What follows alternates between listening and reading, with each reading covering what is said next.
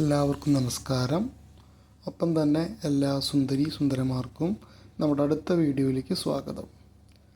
ഇന്ന് നമ്മൾ പോകുന്നത് സ്കൈ ടെറസ് എന്ന് പറയുന്ന ഷിക്കാഗോയിലെ ലൊക്കേഷനിലാണ്.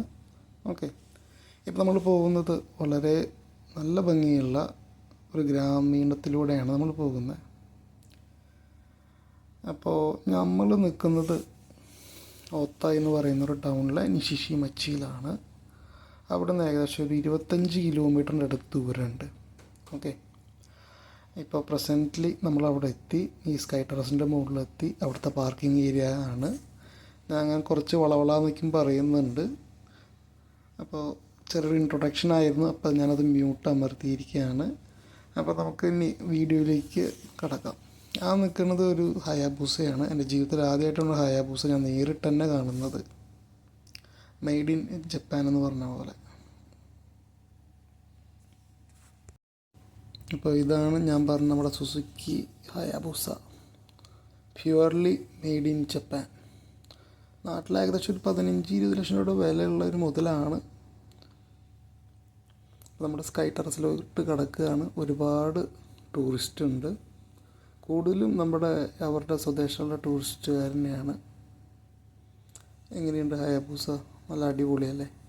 വരുന്നതാണ് കേട്ടോ കാരാവൻ. ഞാനും അധികം കണ്ടിട്ടൊന്നുമില്ല, പക്ഷെ ആ സംഭവം അടിപൊളിയാണ്.